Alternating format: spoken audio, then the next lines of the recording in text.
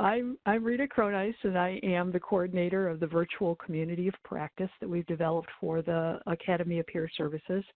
And the purpose of the virtual community is to help build a bridge between the online courses and putting our peer support values into practice in the real world. So some of what we do are recordings, webinars with people that are out there doing the work, and it's an opportunity for you to ask questions, to get more knowledge about what's actually happening out in practice. This is a new series that we've started because there are a lot of employers that really just don't know what peer services look like, what they're about, how to even supervise peers. So we're starting a series that showcases, highlights some of the places where there's really good peer support happening. So just to give you a little quick overview for you to be able to participate in this webinar, which we hope you will, there, across the bottom of your screen, if you scroll your mouse or if you're able to see across the bottom of the screen, there are a number of speech bubbles or bubbles that represent various functions. One is to mute and unmute yourself. One is to turn on or off your camera. We prefer not to have any cameras on because that sort of distracts from the webinar itself. And there's another one that looks like a speech bubble. That is how you'll access the chat function. And during the webinar, we encourage you to ask questions, to make comments, to just say hello.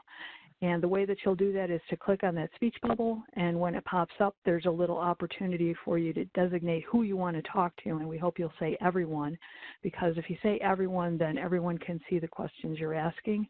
If you try to put Kirsten, who's our presenter, in there, she may or may not see your question while she's giving the presentation, so it's easier for me to read the questions off as we're going through the presentation. So if you all have access to the chat feature, then go ahead and check in and just say hello and where you're from. That would be great. You can do that once Kirsten begins her presentation. And now I'm going to go ahead and turn the webinar over to Kirsten Vincent with Housing Options Made Easy. And we're really looking forward to learning more about the many faces and places you have happening in Western New York. Thanks, Rita. Good morning. No, actually, good afternoon, everybody. My name is Kirsten Vincent. I am the Director of Respite Services, Care Services, and Hospital Diversion Programming for Housing Options Made Easy. For those of you who don't know us, we are a nonprofit agency in the Western New York region that we do a myriad of things, which I'm not going to tell you about now because I'm going to tell you about in the course of the presentation. I'm really excited about this series, and I'm very excited and grateful to be able to speak with you all today. If you have any questions as we're moving through the material, please let me know. Oh, and you know what? We're going to find our first tech glitch because it will not let me switch my slides now. Okay.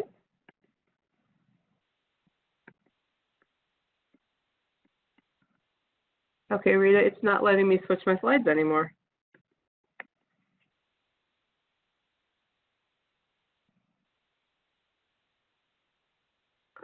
Maybe try unsharing again. Bring it down off of the slide. Okay, great. There we go. So sorry about that. We thought we got all the tech glitches out, but that is why they are called glitches.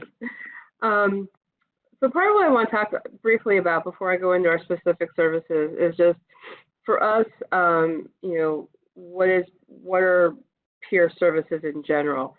So a peer for us is a person with lived experience, either personal or familial with a mental health issue and or substance use disorder, who uses that experience to support others who may be struggling with those same concepts.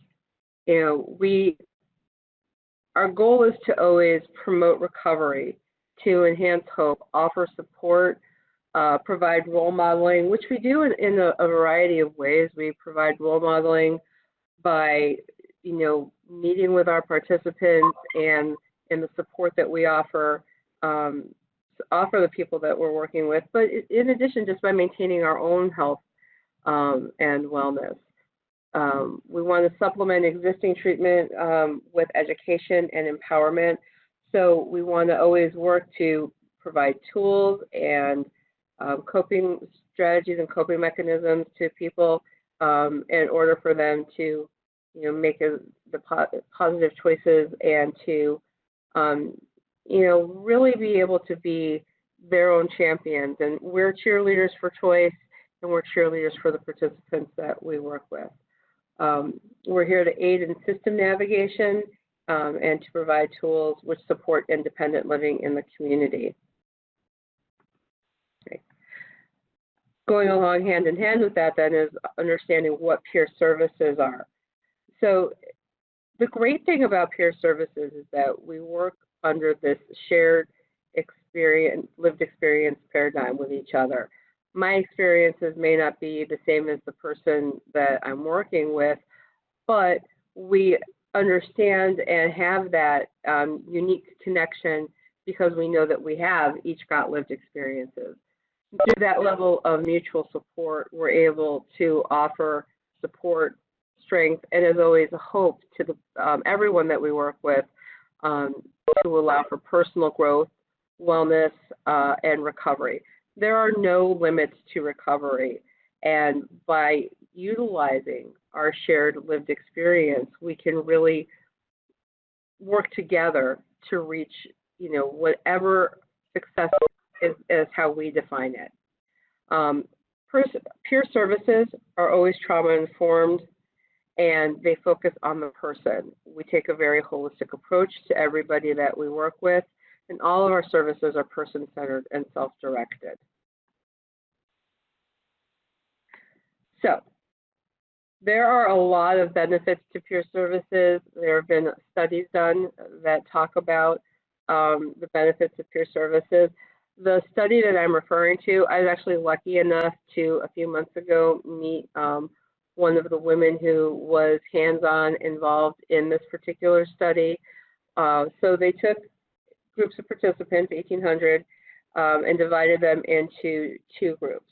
One group was given just traditional medical services, and the other group was given the same traditional medical services in addition to consumer-operated services.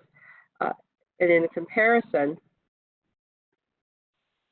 when we look at the services, so the blue line represents people who just received the traditional medical services, and the red line represents the group of people that also received the peer services. And as we can see, while people made progress, they made progress at a faster rate and to a higher level of service when they are also given the opportunity to engage in peer services. People were able to reach their goals faster, and people were able to be more successful with the goals that they were reaching.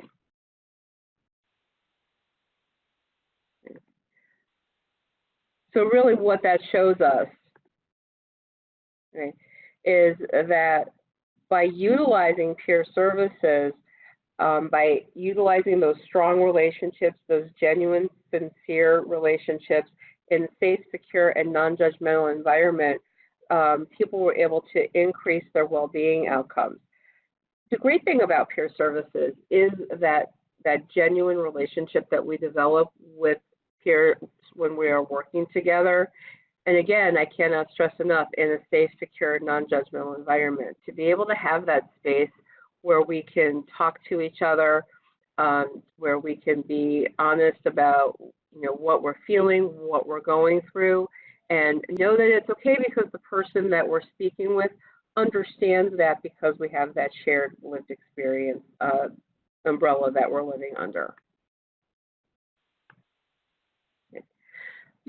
There are barriers, though, to being a professional certified peer, so which is what I do. I work for a peer-run agency, so my staff, as well as myself, we have become certified peers through the Academy of Peer Services, which is a fantastic organization.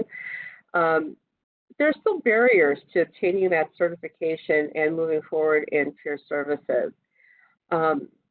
We go through the certification process. We receive very high levels of training. Every agency has their own training program. The training program that I run for my agency utilizes about 36 different training modules on top of everything that we do through the Academy of Peer Services, because we really want to make sure that we're giving everybody that works for us as much information and education as possible to really do the best that they can to support the people that we're working with. But there's still a high level of stigma that can be associated with being a professional certified peer just in the work that we do. We're often asked, we're questioned often about our abilities and our capabilities. Even though we know that we have very high levels of acceptable training, sometimes that is questioned. So a question just came up, what kind of additional levels of training do we have above and beyond being a certified peer? So everybody on staff goes through, like I said, the Academy of Peer Services training, which includes all the core courses and then the elective courses. The list of trainings that we do, that I do with my staff, include trauma-informed care, strength-based language. Everything that we do is in a strength-based language model because we are a solution-focused agency. So we do a lot of things about effective communication, strength-based language. We do a lot of trainings on understanding depression and anxiety. I do very specific workshops that we've created on peer-to-peer interaction, motivational interviewing, having peer conversation. Every program that we have in our agency has groups attached to it, whether they're training and advocacy groups or peer support groups. So we run classes on how to facilitate a group. We run classes. I'm a trauma-informed care specialist, so I teach trauma-informed care, but also teach 3 different levels of suicide prevention and alternatives to suicide. I teach documentation training because, we write case notes as part of our programs, in terms of the documentation we have to keep for our funders. But part of our strength-based language model, too, is we encourage our staff to write case notes with the peers that we're working with. We feel that everything that we do with our peers is a collaborative effort. We don't do things for our peers, we do things with our peers. So we want them to be a part of the process, from beginning to end of everything that we do, because again, we're building those sincere and genuine relationships. So we want everything to be a collaborative event. So we teach documentation training, and then our staff does case notes and documentation with the peers that they're working with. We teach I had a blank moment there. We teach cultural competency classes, and then, we continue to work on just those strength-based language skills in order to promote those genuine relationships. Part of, the understanding the barriers to being a professional certified peer is getting the word out about the Academy, because people don't necessarily understand, if they are not involved in peer services, what it means to be certified through the Academy. Is it just a general qualification? Is there enough education? So a big part of what we try to do is really help people research it and look at the Academy and look at the certification so that they can have a really good understanding of how the program works, and that it is really very good in-depth classes, and that our certified peers do receive a lot of education. The reason that we teach documentation training is, I'm not really sure why. We often get questioned about appropriate writing skills, but just because you're a peer does not mean you can't write. I find it a little frustrating as a peer that often gets brought up, that, well, somebody who's a peer may not have those skills. That is actually not true. We often get questioned about, do we truly understand recovery philosophies? That's a large part of what we teach and what we learn about, is understanding those philosophies, and again, that there are no limits to recovery. One of the big things that we find is a barrier is that there's a concern by other agencies that we might work with that there is the chance of re-traumatization or that someone's personal recovery may be in jeopardy as a result of working with a peer. So the peer who is the certified peer as well as the peer who we are working with. We teach classes on boundaries, on self-care, on vicarious trauma. I run an entire vicarious trauma program with the staff that looks at also compassion fatigue, because self-care, it doesn't really matter what area of human services you work with. Self-care and vicarious trauma are very important.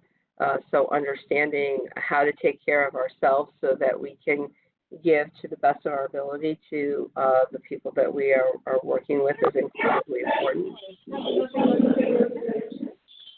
Hello? Yes. Oh, this is Margarita Johnson. I'm joining in via telephone because I'm at the dentist's office. Okay, thank you for joining. Yes, I really, I came before, but then I pressed the wrong number, so I got cut off. Well, I'm glad you're back with us. Thank you. Okay, you're welcome. Additionally, people who may not understand what the processes of becoming a certified peer don't always understand that we actually have an incredibly strong code of ethics. I am a licensed mental health counselor, and the code of ethics that we agree to as peers is very, very similar to the code of ethics that we agree to, whether it's as a social worker or as a counselor.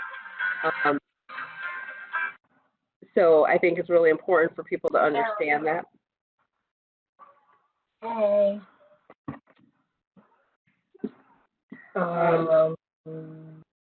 It is also often asked of us about the recertification process that probably isn't one you get this certification one time. I spend a lot of time explaining to people that we are always working towards recertification. We are always working on our continuing education, the elective classes in the academy, additional ongoing trainings that agencies have is all really important.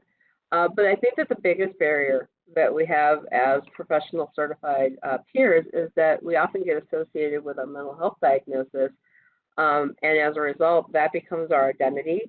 And because of it, peers are not always taken seriously as people who can provide peer services. It sometimes is assumed that we're not capable because we identify as peers, which is really unfortunate because in my experience, peers working with peers and peers providing peer services create some of the best relationships and really help support people to become empowered, to make great choices, to stay on that path to wellness and recovery, and to really make strides towards independence in the community and to reaching those goals that they want. We are all a lot of things. There is nothing in my past that defines me. It's all just a piece of my puzzle. But everything in my past has shaped me, and it's up to me to determine whether it's for the positive or for the negative. I very openly identify as a peer. I'm very proud to identify as a peer. I struggle with PTSD. I am an abuse survivor. I struggle with depression and anxiety, but that's just a little part of me. I'm a lot of other things. I'm a wife, I'm a mother, I'm a doctor. Everything, we never ignore the past. We take what we can and we learn from it in order to move forward. And that is what makes peer services, I think, one of the most amazing things in the human services field. And I'm very proud to say that discovering peer services and utilizing peer services myself and then starting to work in peer services really has completely shaped my life and has saved my life. So I'm very proud of all of the work that we do. the biggest thing that we remember is that as peers, we share with a purpose. There is kind of this thought that while yes, we're using our lived experience to support others, it's basically just people sitting around and talking without a purpose. But it's really not. Being a peer means that you're using that lived experience to support another person, but it's always important. It doesn't mean that we're dominating a conversation. It means that we're sharing with a purpose. We are sharing in support of someone else in order to support them to achieve their goals. It doesn't mean that we don't get something back as we're sharing with someone, but it does mean that we want to utilize all of our experiences as best as we can to, again, to role model and support a positive future and foster hope and optimism for others. Okay. We are transparent about why we're peers, just like I shared with you. It does not mean that we're an open book, but it does mean sharing to our personal comfort level, and it means sharing because we are supporting another person. Okay. Are there any questions?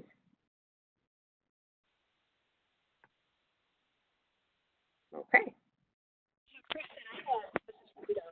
I had one question that popped up a few slides back, but it's something that we were wrestling with earlier when you had the list of, language and recovery orientation and things like that.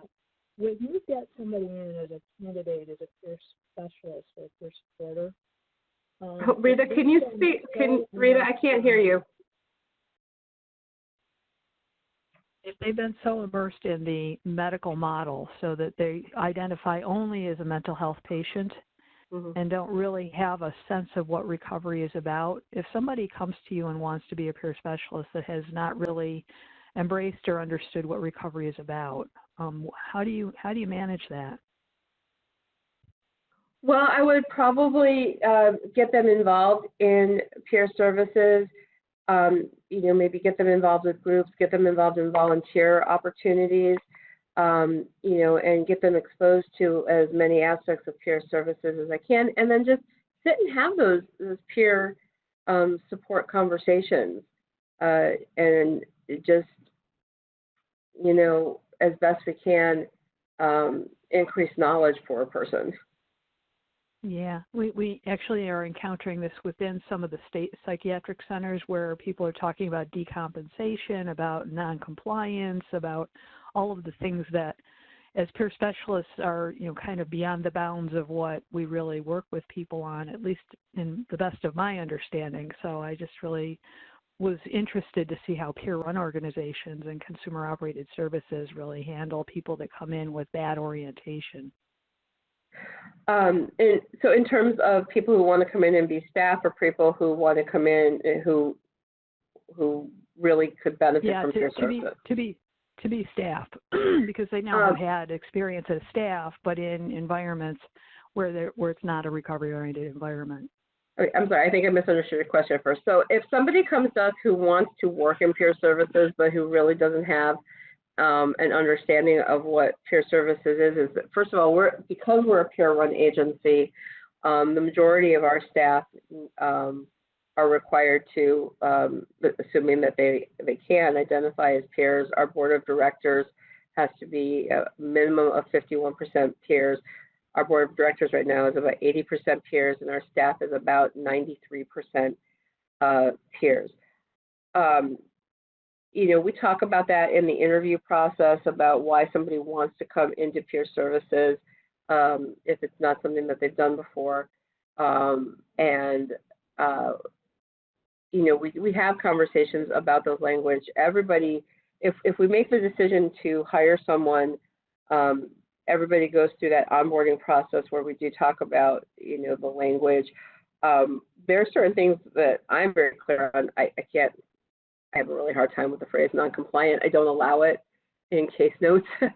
But it's about having an honest conversation with someone who may be coming from a traditional medical model in terms of the services they've provided in the past, and helping them understand that we're not clinical. We are not here to fix people because nobody's broken. We are here to support people and try to give them as best as I can an honest overview of what it actually means to provide peer services, and give them every opportunity and all the education that we can in order to help them understand what the peer model is. Kirsten. Yes. This is Chris Hastings here. What do you do if the provider whom you're working for doesn't have the peer with the proper training? As in my case, we weren't trained at all, and I was grandfathered in. So you mean for working for an agency who's providing peer services but isn't providing the appropriate training for the peers providing the peer services? Yes. Okay. So some things that are happening now, my agency does this, for example. We work with a couple of different entities who would like to provide peer services, but who don't have peers on staff who are supervisors. So they'll contract with my agency and set up a peer supervision program. So we will work in the agency with the staff members who are peers who are providing peer services to provide them supervision, training, and other skills and tools that they need in order to provide peer services in the way that the peer model would like them to be provided. Okay. If you're working for an agency that's not offering that kind of peer training or peer supervision, you can always suggest that they contract with another agency that is a peer-run agency to provide that level of supervision. You could also contact peer agencies in your area to see, are there workshops or training opportunities that they may have for you to take advantage of. Yeah. We also will go into agencies where we're not providing peer supervision, but we will provide training on peer services and different workshops to support peers who are providing peer services. Okay. Thank you. And you can always give me a call. Kirsten, this is Cameron Farish. I just have a question related to kind of on a staff level, a peer to clinical staff level. How do you explain to a clinical staff member that purposeful disclosure is not dangerous? Because I'm a trained social worker and also a peer, and I get kickback from other clinicians, that they're trained in self-disclosure can be mostly dangerous, and it just, from a peer perspective, misses the mark like so heavily. So I just wondered how you respond to clinicians that say that. Well, I do a couple of things with clinicians that say that, because, looking back at the barriers page that I had up before, it's something that we hear a lot of, that concern that as a counselor to a participant, we have a fixed role, and that's where that traditional view that you're talking about comes from, where counselors don't share or social workers don't share their personal experiences because, again, they're in that fixed role. I try to explain that as peers, we're in much more of a flexible role, that by sharing our lived experience with someone, we create a different type of relationship. And that's not to say that the person doesn't have a good relationship with their counselor or with a social worker, but it's a different kind of relationship with a peer. I also really emphasize with them that there are boundaries that, as peers, it doesn't mean that I don't know why the concept of if we're sharing our lived experience suddenly means we don't have boundaries anymore, but it's not true. So I explained to them that, boundaries training is a huge part of peer, training someone to be a certified peer. Yeah. I also explained to them that sharing, like I said a couple slides ago, sharing with someone doesn't mean you have open booked your life. So I can talk to someone else who is struggling with PTSD, because I have PTSD, and I may share some overview moments if it's to support that person, but that doesn't mean I'm going to go into every detail of my past. And that's where I then explain the concept of sharing with a purpose. If I'm working with someone and I'm sharing something and it's not for their benefit, then I have not shared with a purpose of supporting the person I'm working with. And it doesn't usually happen in one conversation, but over a few conversations, I can start to help counselors and clinicians understand that the sharing between two people and that flexible role really does benefit the participant, because when they feel that they can openly talk about something because the person sitting across from them has been there, done that, it really does help a person open up. And I think that once, you can get a counselor or a social worker to understand that, they start to look at peer services a little bit differently. Thank you so much. All that was really helpful. Thank you. Any other questions before I move on? Okay, so the slide in front of you is just about the role of peers in a participant's life.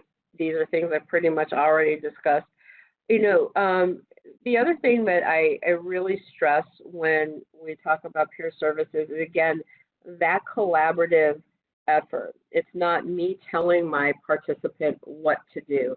It's not me telling my participant these are the choices that they need to make.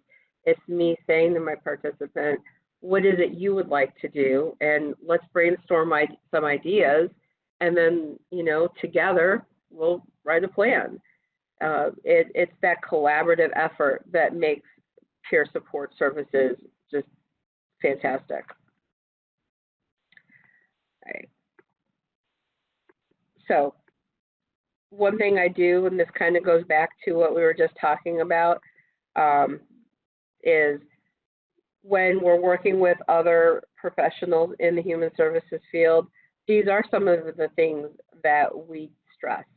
Again, creating that collaborative continuum of care for all participants. I often say to care coordinators, if your goal is to support someone to get from point A to point B, and there are 10 bumps in the road on the way from point A to point B, utilizing peer services, we may be able to remove 5 of those bumps for you. It's about what is best for our participants. It's not about we're going to do a job better than somebody else is going to do a job. It's we all want our participants to grow and to thrive and to achieve the success that they would like to achieve. So we're kind of bridging the barriers that sometimes participants have with other healthcare professionals. A lot of the participants that I work with they don't always have a lot of trust in some of the other healthcare professionals that they're working with. We try to help bridge that kind of gap wherever possible, because it is a collaborative environment that we're attempting to achieve. That can help reduce duplication of services. But at the end of the day, we want to promote the concept that we're creating a stronger circle of support for our participants. And then, again, because there is that concern about sharing our lived experience, we often want to emphasize that the code of ethics and values that we have as peers is strong and helps strengthen our caring environment, and that allows for a more effective level of care. So these are some of the things that I have heard when it comes to peers working with healthcare professionals. I hear a lot about, again, the ethics issues and the boundaries issues. I can just stay here and Yeah, hold it. yeah, right. After 15 minutes, you're like, please. You want to see something else? Yeah, right there. Okay. So I do hear about the concern about the professional ethics and the boundaries. I have heard concerns about peers being viewed as a friend rather than a provider to participants. I have also heard concerns that there are some people who are afraid to engage in peer services because if they have someone that they're working with who's working with a peer, there's a chance that that peer may just become another, quote, client because they're not necessarily seen as another provider. That's where we just go back to that education piece about trying to understand what peer services truly means. And again, not easy conversations to have, not a conversation that you have in 5 minutes and then everybody understands. There are some people that, I've been working with or attempting to work with for several years who still truly aren't ready to embrace the concept of the peer model and the value that it brings to the participants that we work with. And as frustrating as it is, we just continue to have those conversations because where I am now with the programs that I run as compared to where I was 5 years ago, we've bridged a lot of gaps and we've made a lot of strides. So those changes are possible and they happen. They just take some time and they take some dedication to them. I talked about this a little bit already, but again, we're in those flexible roles, not those fixed roles. So we are able to facilitate a different level of conversation. The quote on the bottom, my boss likes to say to me often, we are paid to be friendly, not friends. Something that I stress to other healthcare providers and other agencies when we're working with people. And that doesn't mean that I don't genuinely care about the people that I'm working with. I do, but it's again about understanding those boundaries. That peer services doesn't mean that we're not actively doing important work to support our peers. It means that we understand how we can best support our peers, which is, again, by creating those genuine, authentic relationships. And those only happen when you can build up trust and honesty and rapport.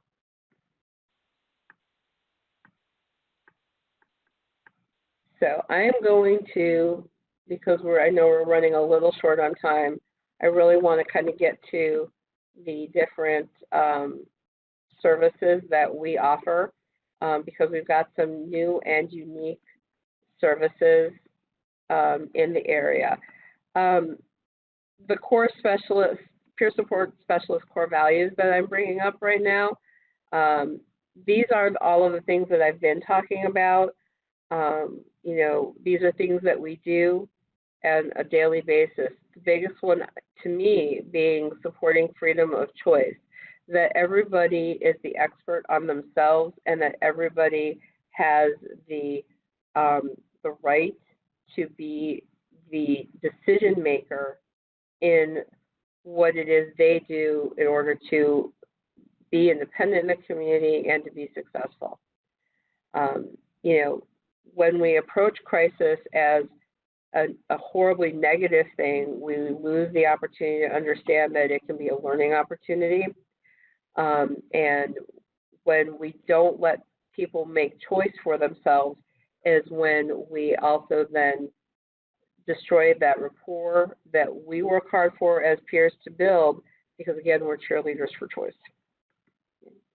So in the Western New York area, there are a lot of different peer services. One of the foundations of my agency is Housing Options Made Easy. We were founded in the early 90s as the Gowanda Psych Center was closing in order to provide avenues for people to find safe and secure housing. Our program currently has roughly 400 scattered site housing units in six of the counties of Western New York. Beds are funded through both the Office of Mental Health and the HUD program. We provide the first month's rent, security deposit, furniture, and household goods. After that, we pay part of a person's rent based on a sliding scale based on their income. But most importantly, we then provide monthly face-to-face peer support and then phone support as needed. So our peers go and meet with the people on their housing caseload monthly to, talk about making sure that bills are being paid, that we're working towards our goals. Are we engaging in community supports? Are we integrating, support in the community? So it's a fantastic program that allows people to get peer support as well as to be in safe and secure housing. We have our community integration team. It's one of two programs that we have that are peer support and health medical service integrated programs. The community reintegration team works with people as they're coming out of long stay at the Buffalo Psychiatric Center to kind of get peer bridging support, but also get support from an occupational therapist and nursing program as needed. They again work on goal planning, learning how to reintegrate into the community after that long stay, at BPC. So it may be, different nutritional counseling, meal planning, learning the transit system around them, the nurses help with medication management.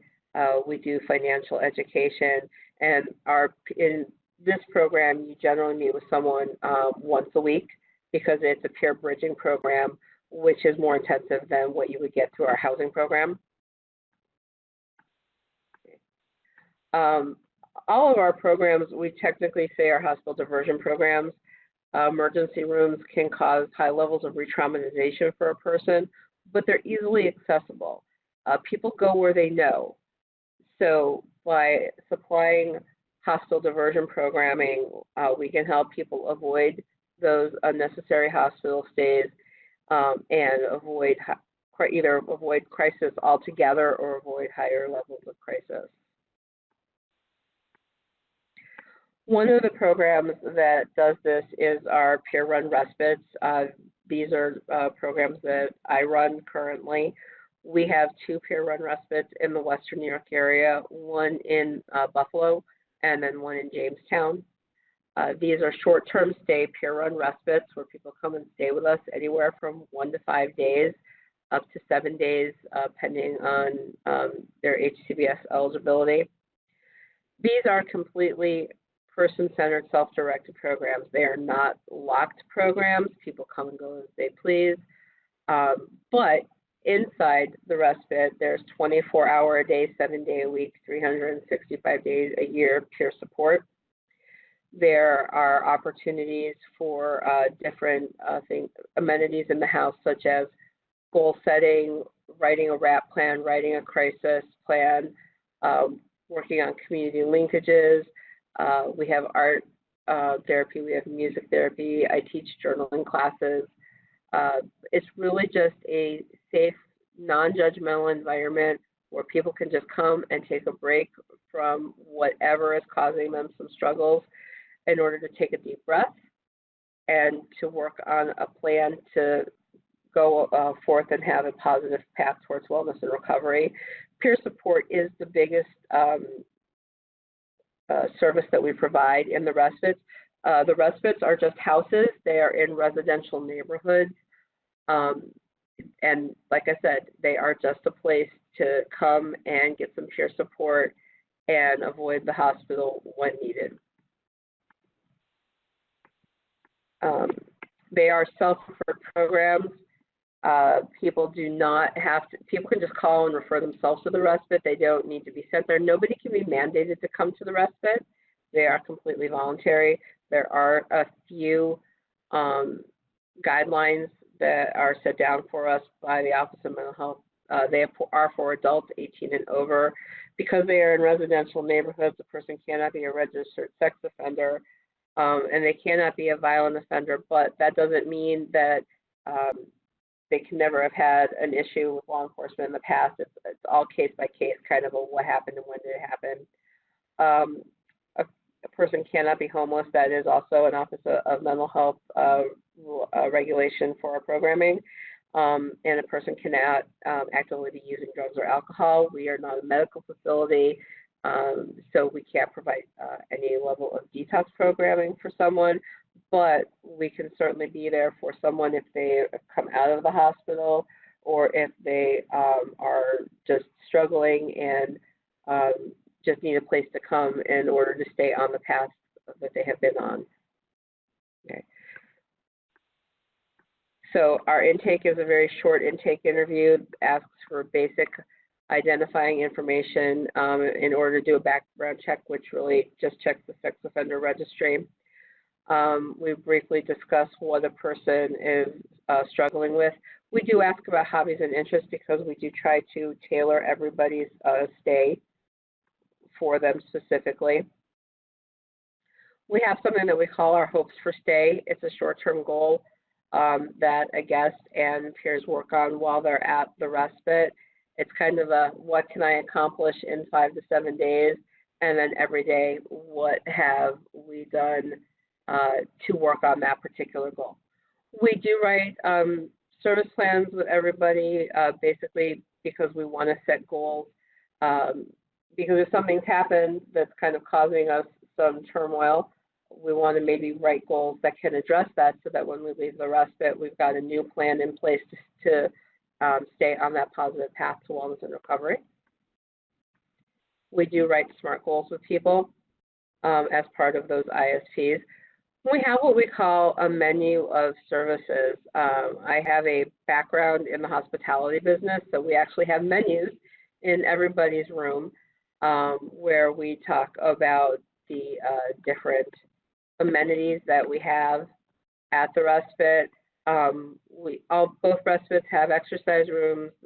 We have yoga. We do mindfulness classes. Again, peer support and peer support groups being two of the biggest services that we provide at the respite. We also do WAM, which is a SAMHSA-based, evidence-based programming, which is a whole health action management program, which is about the connection between mental health and physical health. So these are just a few of the things that people can engage in when they're staying at the respite. Kirsten. Yes. Are you guys able to do outpatient detox with people in respite? It would depend on where they are in terms of that detox. Okay.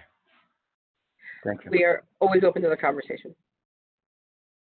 Yeah, but there was a time years and years ago where I was given for alcohol outpatient detox, and I was placed in might have been a respite program. It would have been back in the 90s. Okay, so no, generally though, what we will do is if somebody has been in the hospital for detox and they've been medically cleared, they would come potentially from the hospital to the respite just so that they can have that 24-hour peer support because, right after that medical clearance yep. is definitely a time where people can struggle. Yeah, okay, thank you. You're welcome. Again, the respite is a safe, supportive, empowering alternative to those traditional inpatient admission services. And like I said, it's person-centered. People can come 24 hours a day, 7 days a week. The process from intake to being able to come to the respite takes about 30 minutes if a person is transporting themselves. We do have a van. We drive all over. We've driven anywhere up to an hour and a half is probably the longest pickup that we've done for someone. If that's the case, then just whatever our drive would be to go get someone. But from the intake to being told you can come to the program takes less than 30 minutes. the respite in Buffalo is a 5-bedroom respite. The respite in Jamestown is a 4-bedroom respite. They are co-ed. Everybody has their own bedroom. There's no room sharing. Each room is equipped with television, closets, just kind of their own space. Each respite then also has common areas, which include living room, dining room, recreation room, exercise room, music room, art room, place for yoga and mindfulness. What we stress with people is that crisis care centers need less security, not more. One of the biggest problems we had with citing the respites was this concern that, oh my gosh, you're putting a crisis program in the middle of a residential neighborhood. When people are not in restricted environments, when the doors are not locked, people's reaction to those programs is much more positive. It's like I said, you can't be mandated to come to the respite. So, just knowing that you're bringing yourself because you want to is really very empowering for people.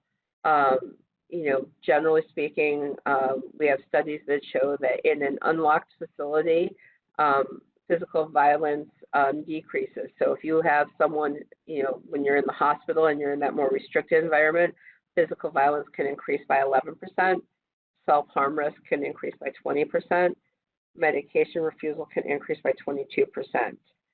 Again, crisis doesn't have to be a negative experience. It can be an opportunity for growth if you are given the opportunity to be in an environment that supports you and wants to be nurturing as you are, working through what is causing you to feel as though you're struggling. Does anybody have any questions about that, the respites? Yeah, actually they asked how many beds you have between the two programs. The respite in Erie County has 5 bedrooms. The respite in Chautauqua and it's in Chautauqua County, but it covers Chautauqua and Cattaraugus counties, has 4 bedrooms. So that's 9 altogether. It is 9 total. Okay, got it. Thanks. Because we're a short-term stay respite, generally there's not a long waiting list to get in. If there's one at all, usually not more than a couple of days if there's a waiting list at all. But the rate with which people move through the respite is pretty quick. I will just let you know that, again, because they're person-centered, self-directed programs, we don't provide meals for our guests. People bring their own food. The kitchen is stocked with appliances, refrigerators, freezers, pots, pans, dishes, all of that. But we encourage everybody to follow the diet and the menu that they're comfortable with. I will say the one really cool thing that I've discovered is because people often, when we first started out, would get frustrated. Well, what do you mean you want us to tell somebody they've got to bring their own food? Well, people bring food and one person starts cooking and it smells really good. And the next thing you know, there's another guest in the kitchen cooking. And the next thing you know after that is suddenly there's, a whole bunch of people sitting around the table sharing and laughing and really supporting each other. And it's fantastic to see.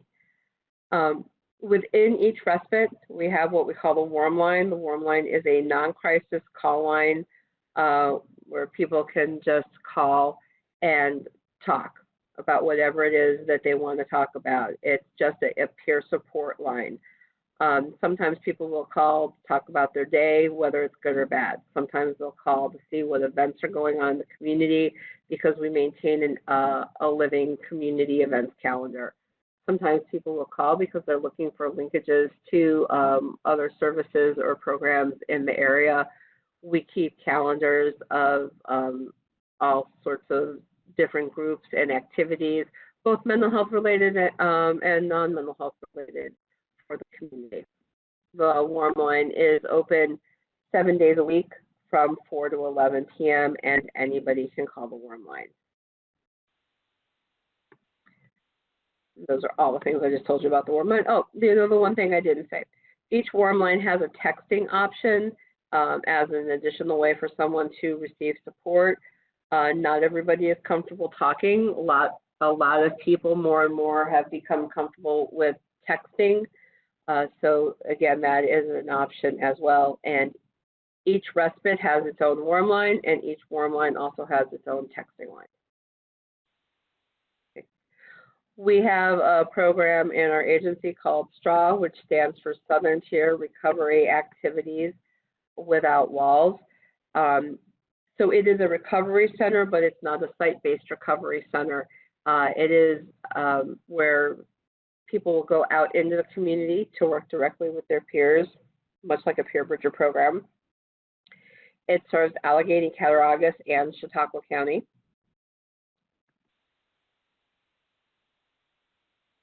The program is really about supporting people to discover their spark of life. What is it that they want to do in order to, again, discover that path to wellness and recovery, to connect with their passions, to participate in social and community activities. STRAW workers will do education and employment opportunities with their participant, help people engage in volunteer opportunities, especially those that may lead to employment. And again, link with other community groups, organizations, and networks to help them achieve their goals. STRAW referral is pretty simple to make. You can either do it directly through our housing options main office or through the actual offices in the areas at Jamestown and Olean, New York. And again, they serve all of the southern tier of Western New York.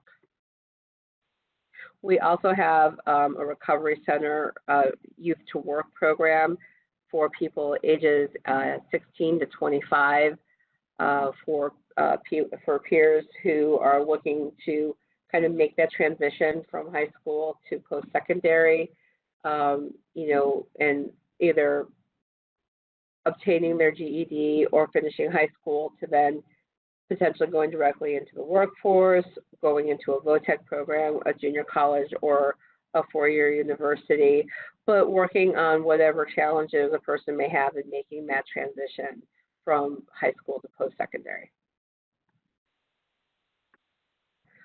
We also have the Renewal Center program. This is the second of our two medical and peer integrated teams. The Renewal Center is a CPEP diversion program. It operates in Erie County 7 days a week from 3 p.m. to 11 p.m. The, again, primary purpose of it is a hospital diversion program, the CPEP diversion, but it's a great place to go and get peer support. There is nurses, a nursing staff there as well that may do immediate sorry, I could not read the question that just popped up on the screen, but the nursing staff will do assessments because people coming in may just need some physical support, maybe checking a blood pressure, maybe checking a blood sugar. We then provide linkages to community resources. Again, that safe, non-judgmental environment, but the primary function of it is to provide intense and immediate peer support. There are no restrictions as to who can come to the Renewal Center, and there is always peer support staff there.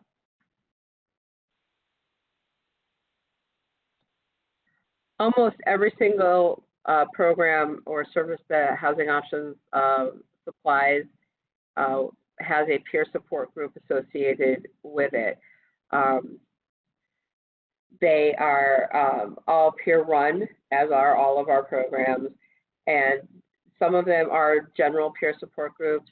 Some of them may focus on a specific topic, and that we have a calendar of those which are on our website, but I can also email out the flyers for them depending on the county that you're interested in. And it's really just a great opportunity for peers to meet with peers to get that peer support that we need. We also have a training and advocacy program, and that runs in Erie, Chautauqua, Cattaraugus, Allegheny County. Those are, classes that they're open to the public, although it is geared towards peer support and peer services. We do things such as talking about advocacy, empowerment, wellness. We run the WAM program through our peer training and advocacy programs as well. We run RAP classes and crisis planning classes. In addition, we have community-based groups that talk about a variety of topics, including depression, social anxiety, PTSD, bipolar disorder, and those are all peer run. Every single group that we run is run by a certified peer. We are also an HCBS services provider for 19 counties in Western New York, Finger Lakes region, and Central region. We provide empowerment, peer support services, rehabilitation, education services, pre-vocational services, psychosocial rehab services. Both respites are also HCBS crisis intervention programming, and we have just gained intensive employment services and ongoing employment services through HCBS. And then again, the respites, which are in Erie, Chautauqua, and Cattaraugus County. And one of the things I am most excited to talk to everybody today about is a brand new program. It's been up and running for 2 weeks now, and it's technically called our Virtual Alternative Respite. Some people have been referring to it as a virtual warm line. It utilizes a teleconferencing system for people to call in and get face-to-face peer support through either their phone, computer, tablet. So people will call in, we'll set up an immediate teleconferencing link for them, and then they'll get connected face-to-face with a peer. And again, general peer support, working on a RAP plan, working on crisis prevention plans, boundaries, anything that a person may need to talk to. There is no charge for this service, and it's fully confidential. And I've seen some questions pop up as I've been talking about the services, so can I answer any of those for you?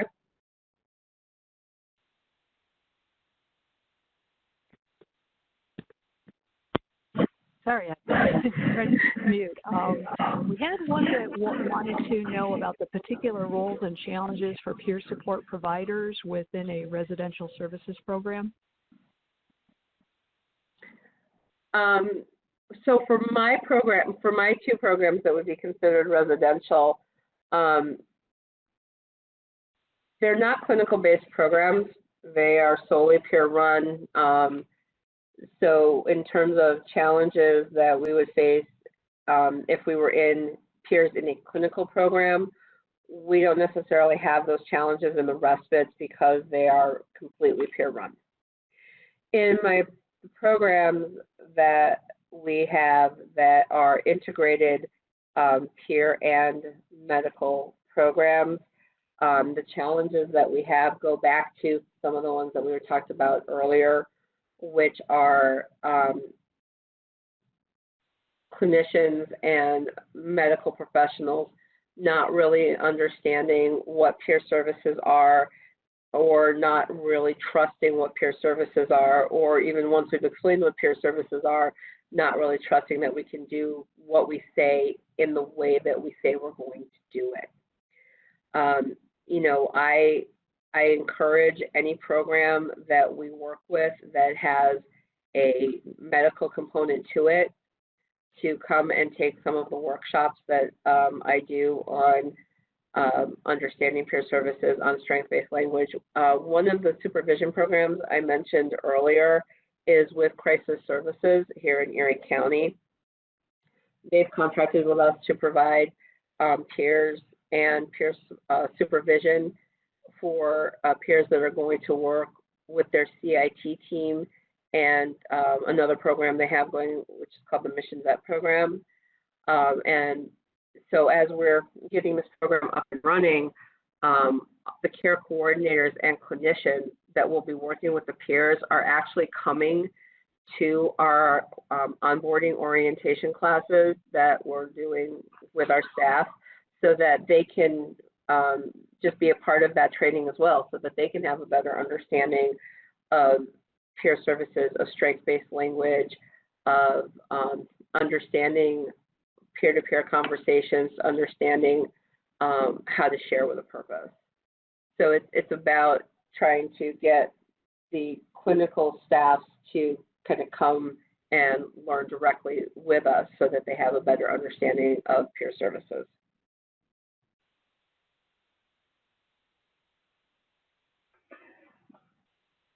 Were there any other questions?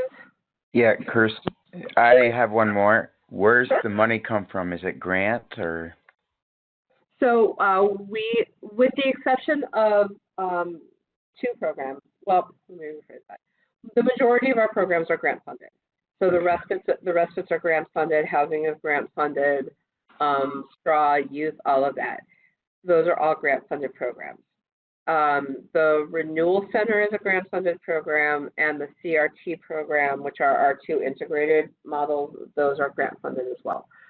HCBS services are part of the Medicaid service waiver, so we bill for those directly to Medicaid. And the virtual program that we just started is actually being funded by 2 different MCOs. One MCO is funding it through the respite in the southern tier. A different MCO is funding it through the respite in Erie County. Okay, thanks. Welcome. I write really good grants. I shall say that. Any other questions? Kirsten, I have a question. This is Cameron again. Hi. Is it okay to ask a question about like self-care, specifics around self-care? Of course. So I'm wondering your perspective on. I'm a peer, as I said, and I also supervise and some.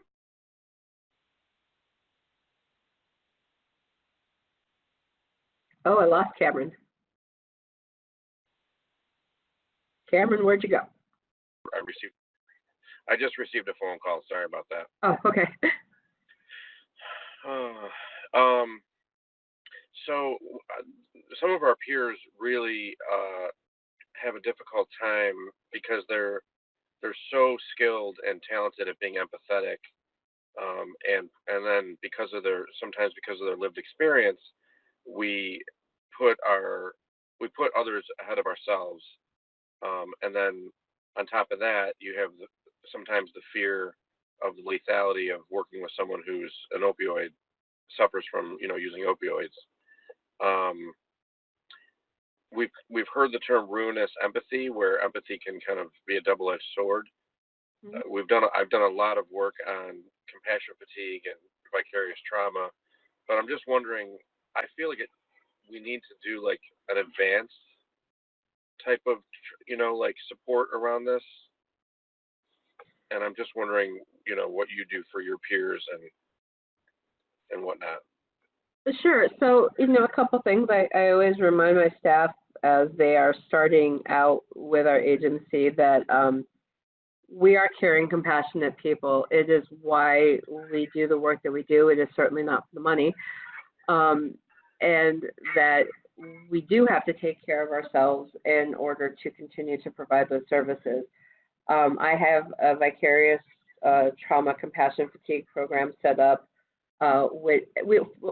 First of all, my agency has an EAP program that is open to all employees. I always encourage people to utilize that whenever they need to.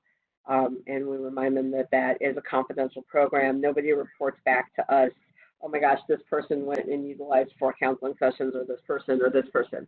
That's strictly confidential, and that is available to all staff.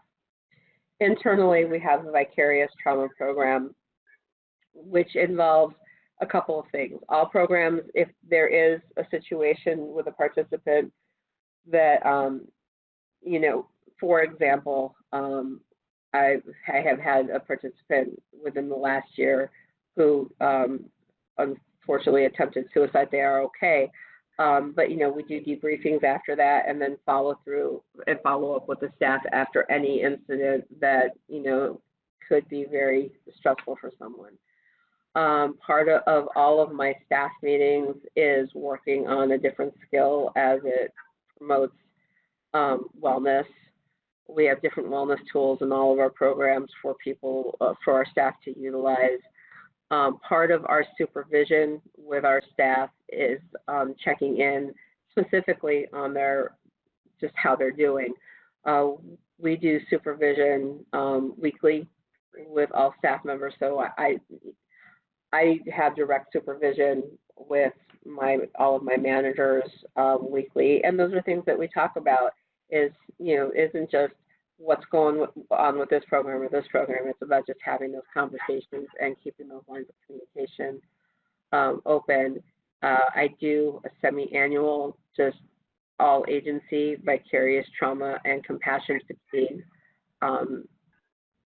training with everybody. I also teach a class called Emotional CPR once a year, but also whenever anybody needs it. Wow, that all sounds amazing. Oh, just makes me want to learn more about all of that. Well, shoot me an email. We can talk more about it. Thank you. You're welcome. And thank you so much for all the information you've given. It's just really impressive, all the amazing peer support that you're providing and to the community. I'm from Rochester, so yeah, it's really nice to hear that this is happening next door. Thank you. I feel bad. I feel like I had to rush through. There's so much I want to talk about that I tried to condense it all into one session. So, hopefully we can talk more again. And I am readily available if anybody ever wants to have a conversation. Thank you so much. Thank you. Any other questions?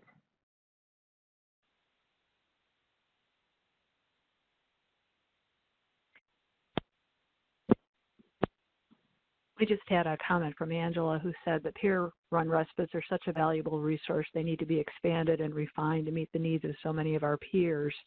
She had earlier mentioned that in Staten Island, and in such a highly densely populated area, there's only 3 beds. Mm-hmm. So to have so many is great. And she said, peers could benefit from it if they only knew about the service. So that could be a whole nother conversation, is about how to get the word out. So I agree. How much further? Go ahead. Well, I was just going to say, I think I would like there to be, a peer-run respite. I'd like there to be a few of them in every county. Yeah. So how much further do you have, Kirsten? Because I can keep the line open and continue to record. I know people have to drop off to go to do other things, and we are recording. People are asking if the recording will be available. I will send the link to the recording out to everyone who registered. So yes, that is true. But if you wanted to keep going, Kirsten, if you have the time and want to just work through the rest of the presentation, I would love you to be able to do that. Well, this is actually the last slide. Oh, okay. Well, my goodness. I tried to time it. Thank you so much.